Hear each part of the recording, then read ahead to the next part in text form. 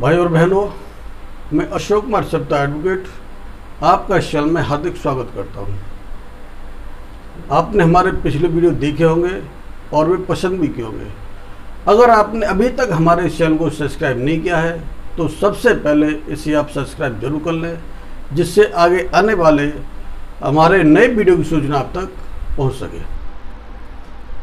भाई और बहनों, हम हमेशा से सुनते चले आ रहे हैं कि संघ है शक्ति सर्वदा, यानी कि संगठन में शक्ति होती है। हमें स्कूल में, घर परिवार में तथा समाज में हमेशा शिक्षा दी जाती रही है कि संगठन में शक्ति होती है और इस शक्ति के माध्यम से किसी भी अत्याचार का विरोध किया जा सकता है और अपने अधिकारों की सुरक्षा की जा सकती है। साथियों, पुराने समय की बात है जब भारत को सोने की चिड़िया कहा जाता था।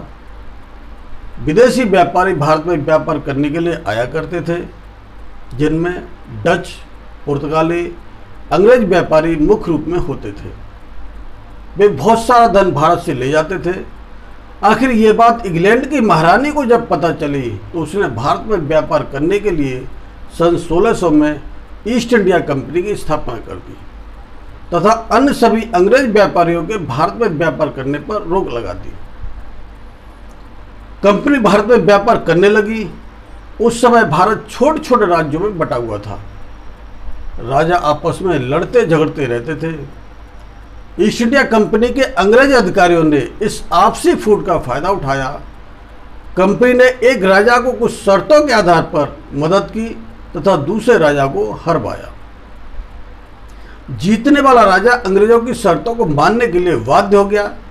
इस तरह सारा हिंदुस्तान अंग्रेजों की गिरफ्त में आ गया और भारत में अंग्रेजी शासन स्थापित हो गया और भारत अंग्रेजों का गुलाम बनकर रह गया। अंग्रेज भारतीयों के साथ अत्याचार करने लगे तथा उनका शोषण करने लगे। अंग्रेजों ने भारत में लूट मचा रखी थी। भारतीय जनता अंग्रेजों के इस रवैये से त्रस्त हो गई। भारत की जनता में अंग्रेजों के खिलाफ उबाल पैदा हो गया। वह किसी तरह से अंग्रेजों से छुटकारा चाहते थे। बच्चे, युवा, बुजुर्ग, महिलाएं सभी ने संगठित होकर अंग्रेजी नीति का खुलकर विरोध किया, जिसमें हजारों लोगों को अपनी जान गंवानी पड़ी।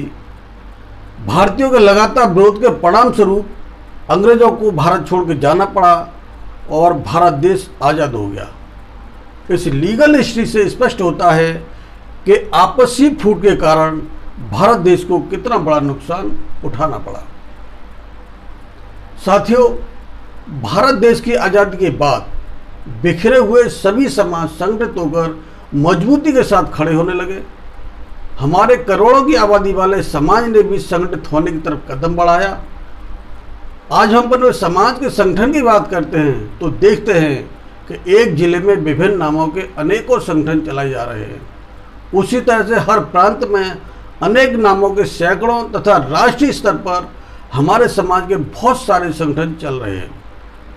साथियों, ये बात तो ठीक है कि जितने भी विभिन्न नामों के संगठन चल रहे हैं उन सभी का मकसद अपने समाज को एकजुट करना, समाज का उत्थान करना, समाज का विकास करना तथा सामाजिक व राजनीतिक अधिकारों की सुरक्षा करना है। लेकिन ऐसा महसूस किया जा रहा है कि पद लोलुपता के चक्कर में समाज के लिए विभिन्न नामों के जो संगठन चलाए जा रहे हैं उससे अपना समाज संगठित न होकर असंगठित ही हुआ है और जिसके परिणाम स्वरूप हमारे समाज को आज तक अपने सामाजिक राजनीतिक अधिकारों को पाने के लिए जूझना पड़ रहा है। साथियों, अब बहुत हो गया है। हमारे समाज का राष्ट्रीय स्तर पर एक मजबूत संगठन न होने के कारण हमारे सभी अधिकारों का हनन किया जा रहा है, जो हमारे लिए काफ़ी सोचनीय विषय है। आओ हम सब लोग मिलकर राष्ट्रीय स्तर पर एक मजबूत संगठन का निर्माण करें जो हमें शक्तिशाली होने का एहसास कराए। साथियों, मैं आपको विश्वास दिलाता हूं कि राष्ट्रीय स्तर पर मजबूत संगठन हम सभी को निश्चित रूप से हमारे हक तथा अधिकारों को दिलाकर रहेगा। भाई और बहनों, अपने समाज को जागरूक करने में आप मेरा साथ दें। समाज हित में इस चैनल को लाइक करें, शेयर करें, सब्सक्राइब करें। धन्यवाद।